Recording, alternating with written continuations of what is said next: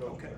Yep, highly disappointed in the way that we played the game the other day. I thought in the midst of adversity, we played hesitant, which is not the identity of this defense. I think we've got a group of young men that take a lot of pride in the way they play, the effort that they play with, and I thought we played too much on our heels on the road with adversity. As a coaching staff, we have to do a better job on the road of creating a sideline environment to make sure our guys are ready to go respond.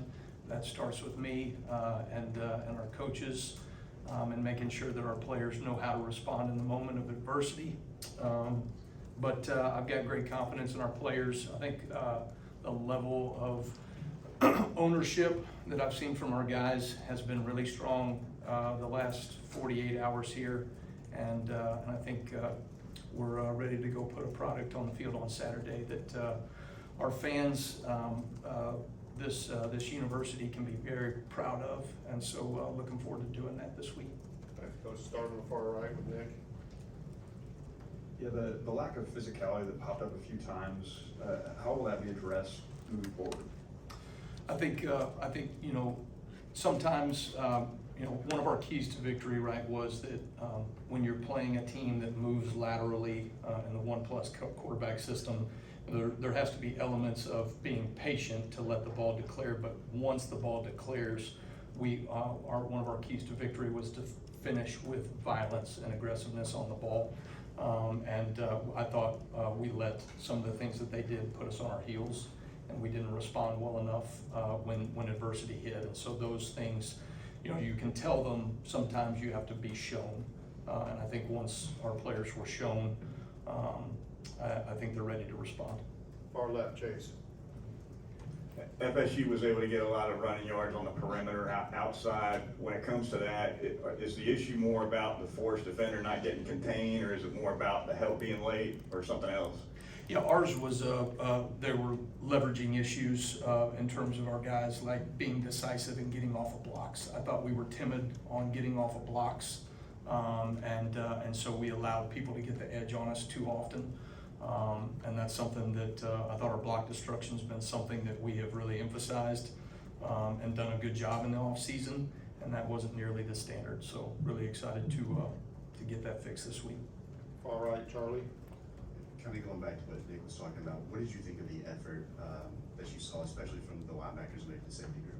I thought we played timid. I thought we let adversity put us on our heels, and we played hesitant at times because of that. And that was, I think, striking for all of us because that's not the identity of our defense. It's never been who we are. That's not who these players are.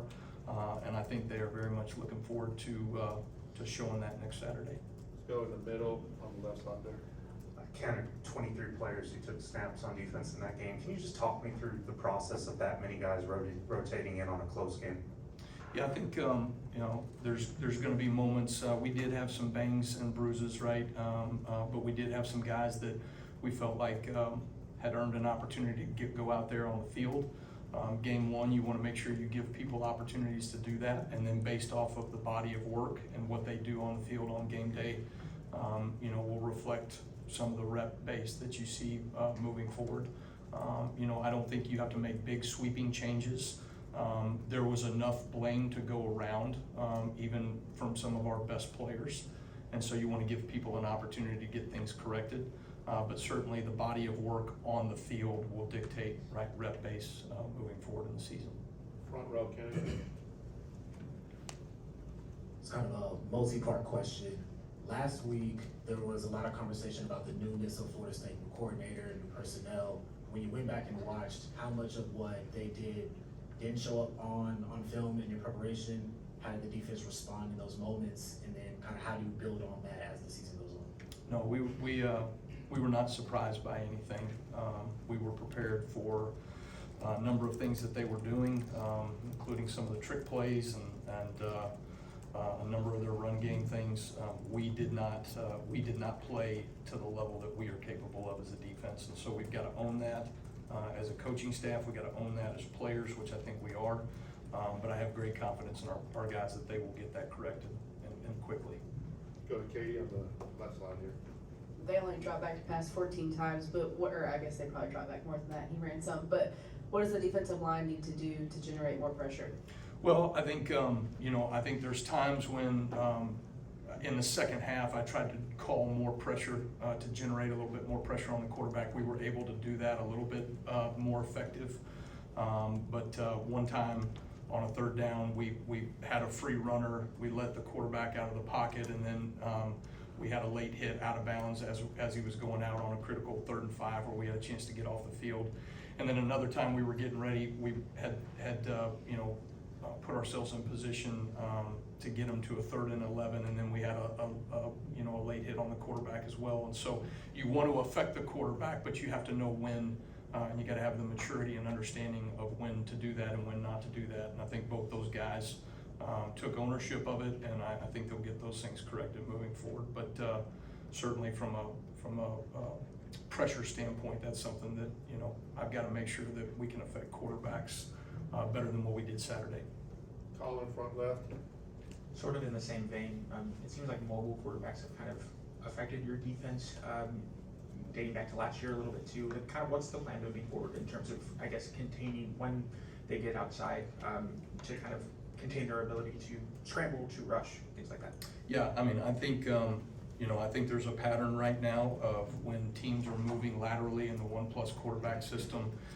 We saw it against Vanderbilt last year. We saw it in the first half against Oklahoma, and then it showed up this week. I thought, those are things that you have to look at, and you got to go, okay, we had a good week of preparation, but we weren't able to execute well enough on game day. So now schematically, what do I need to do to make sure I give our players the best chance to be successful based upon the body of work that we've put on the field? And so we're looking to address those issues. Back right, Matt. Do you think all the issues are fixable, or is some of it just weaknesses you'll have to deal with at this point? Yeah, 100%. Those things will get fixed, and look forward to seeing our guys do it on Saturday. Go right next to Matt. Let's go to Blake right here. You good? Okay, let's go to the left side. Let's go to EG right here in the front. Coach, what would you attribute that hesitancy to? Was it schematically, fundamentally, and how do you make sure that doesn't happen again when more adversity is faced? Well, I think, again, that goes into the pattern of us on the road as a football team. I think about the 2 games and a half that we, defensively have played timid and on our heels. And those are situations where on the road, we've got to make sure that we protect our sideline. I talk about all the time, the sideline is a living, breathing organism that you've got to make sure you're doing your job to feed that the right way. And so, even as a coaching staff, we got to make sure that we're challenging ourselves. There's so many things now with the iPads that you're making checks and adjustments and corrections, but let's make sure that we're also keep the main thing as a coaching staff, right? That we are making sure our players are ready to physically, mentally go out on the field and go play in an attacking mindset. And that's something that we didn't do a good enough job as a coaching staff. We've got 2 more questions. Let's start with Hunter for our left side. You mentioned there was a strong level of ownership over the last 48 hours. Who specifically on the defense has kind of led that charge besides maybe like Deontay or Keenan? Every player on our defense right now. So finish up with Mike on the back rows. On the topic of the effort, just how much are you evaluating that within the game, and would there be a scenario where if you saw a guy not going full speed, that you would take him out of the game? And then along those same lines, just for guys coming back from injury like D-Law and Sab, how much is that affecting their ability to go full speed? Yeah, I think some of those things, we have guys that play with great effort, they play with great enthusiasm and energy, and that did not show up on Saturday. But I'm not going to, we're gonna allow our players to get it fixed. And so certainly there was enough blame to go around. You can point to every position on the field, right, that had issues in terms of not executing the level they're capable of and not playing with the passion and energy and effort that we have established here as a defense already. And so those are things that we're gonna allow guys to get fixed, but certainly a body of work as you look into the season, right? A rep base is gonna be, based upon what you do on the field from an execution standpoint. But I don't think there's a guy on our defense that doesn't take ownership of what happened. That starts with me, it ends with our players. And I think everybody's ready to go establish that in the defense that we're capable of playing moving forward on Saturday. Thank you, Coach. All right, thanks guys, roll tide.